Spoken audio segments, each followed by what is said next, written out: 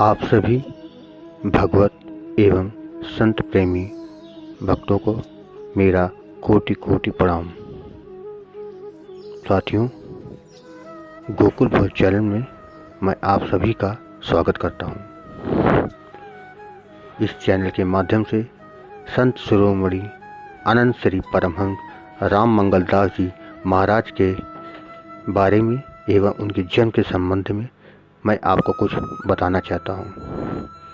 विश्व के एक अद्वितीय ब्रह्मलीन संत थे, जिनके समक्ष सभी देवी देवता, हर धर्म के पैगंबर व सिद्ध संत नित्य ध्यान में तथा प्रत्यक्ष प्रकट होकर बातें करते तथा आध्यात्मिक पद लिखवाते थे।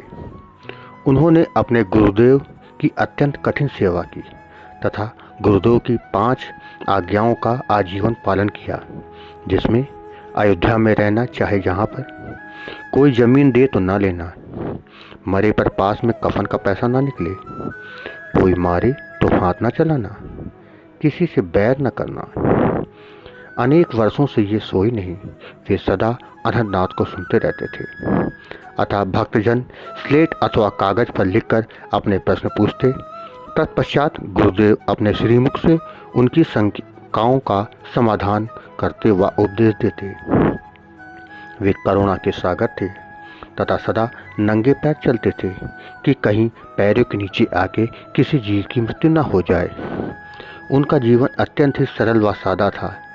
सिर्फ एक अचरा धोती पहने 12 मास एक सादी लकड़ी के तख्त पर अयोध्या के गोकुल भवन पर में सुबह से शाम 7 तक बैठते और भक्तों का कल्याण करते।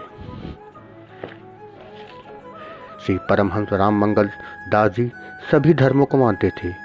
उनके भक्त हर धर्म व जाति के थे, कोई भेदभाव नहीं था।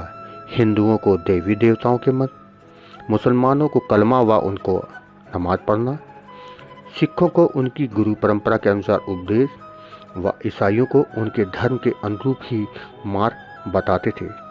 वे कहते थे कि भगवान भाव व प्रेम के भूखे हैं, आडंबर के नहीं। उनका मुख्य उपदेश था सादा भोजन, सादा कपड़ा, अपनी सच्ची कमाई का अन्न तथा अपने को सबसे नीचा मान लेना। कोई बेखता बेकसूर गाली दे, धक्का दे, उसके हाथ जोड़ देना। वे कहते थे, मान अपमान फूंक दो, तब भगवान की गोद में जाकर बैठ जाओगे। जो भगवान को सब कुछ सौंप देता है, भगवान उससे बड़े खुश रहते हैं। जिसको भगवान का सच्चा भरोसा है, उसे तकलीफ कैसे हो सकती है। आज ऐसे महान संत के बारे में, के जन्म के बारे में मैं आपको कुछ रहस्यमय बातें बताने जाता हूँ। एक समय गोलोक में श्री कृष्ण भगवान ने अनुभव किया कि संसार में धर्म का ह्रास हो रहा है। जनता जनार्दन भजन के असली तत्व को भूल गई है, क्योंकि आध्यात्म क्षेत्र में सच्चे संतों का अभाव है तथा आडंबर का बोलबाला है। मुस्लिम शासकों के अत्याचारों से साधु सन्यासी प्रवृत्ति मार्गी बनते जा रहे हैं। पाश्चात्य सभ्यता की चकाचौंध से साधक अपने जीवन के प्रमुख लक्ष्य भजन धर्म को छोड़ बैठे हैं। त्याग का नितांत अभाव हो गया है। इसके बाद कुछ क्षणों के लिए ध्यानस्थ हो गए, पुनः सचेत होकर अपने प्रिय सखा श्री सुखदेव ग्वाल को संकेत करते हुए बोले, जाओ भारत में जो संसार में धर्म घूर रहा है, वहाँ अवतार धारण कर मेरे नाम का भूमंडल में प्रचार करो, जिससे अधिकारी प्राणी मेरे पास आ सके। कलयुग में नाम साधना ही श्रेष्ठ साधन है। मायाग्रस्त प्राणी जब योग तप करने में असमर्थ हैं। ज्ञान वैराग की टांग टूट गई है, भक्ति ही सुलभ है। तुम्हें मेरी माया बाधित नहीं करेगी। इस कार्य में देव शक्तियों को का सहयोग प्राप्त होगा।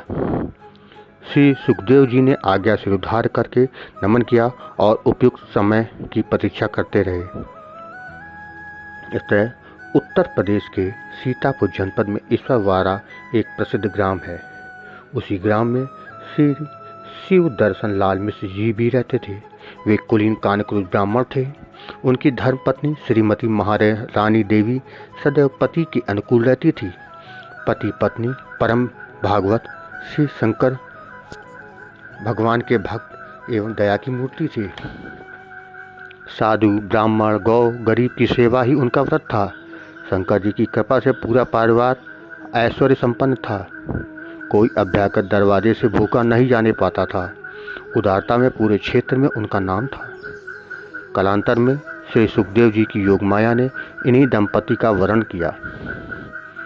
12 फरवरी सन 1893 को वह शुभ मुहूर्त आया। उनकी माता जी क्या देखती हैं, रात्रि 2 बजे के पूर्व ही अचानक आंगन में बड़ा प्रकाश हो गया। कई सिंहासन आकाश में आकर आंगन में दिख पड़े। कई दिव्य शक्तियाँ उनसे उतर पड़ीं। उसी समय एक प्रकाशपुंज सामने आता हुआ प्रतीत हुआ। सभी शक्तियाँ अपने दिव्य भाषा में हाथ उठा उठाकर लय ताल में गायन करने लगी। माताजी 2-4 क्षणों के लिए चेतना शून्य हो गई। जब आंख खुली तो नवजात शिशु को सामने लेटा हुआ पाया। उसी समय सामने की छत से एक सर्प नीचे गिरा और शिशु के पास जाकर अपना फन ऊपर नीचे करने लगा, मानो वह मुख भाषा में स्तुति कर रहा हो। 2 बजे के बाद लीला का रूप बदला, प्रकाश विलीन हो गया। माता के आवाहन पर घर के लोग सचेत हुए और सर्प भी अंतर्ध्यान हो गया। जन्म कुंडली के अनुसार आपकी राशि का नाम योगेश्वर था, क्योंकि माता पिता ने उनका नाम अर्जुन लाल रखा। धर्मग्रंथों में योगेश्वर शंकर भगवान का नाम है। जब बालक 6 माह के हुए, उसी समय एक अकल्पनीय प्रसंग लक्षित हुआ। बालक हंसमुख तो था ही, साथ ही किसी की भी गोद में सोता ही चला जाता था। एक पगली माई ने बालक को लेकर खिलाया। प्रायः 1 घंटे बाद खुशी के मारे खिलाते खिलाते ही उसका पागलपन दूर हो गया। वो ठीक ठीक बात करने लगी। सबको बड़ा आश्चर्य हुआ। आप बचपन से ही होनहार थे। पढ़ने में मन कम लगता था। आध्यात्म की ओर विशेष रुचि थी।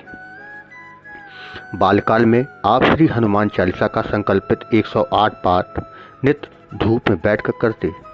बिना पाठ पूरा हुए जल भी ग्रहण नहीं करते थे।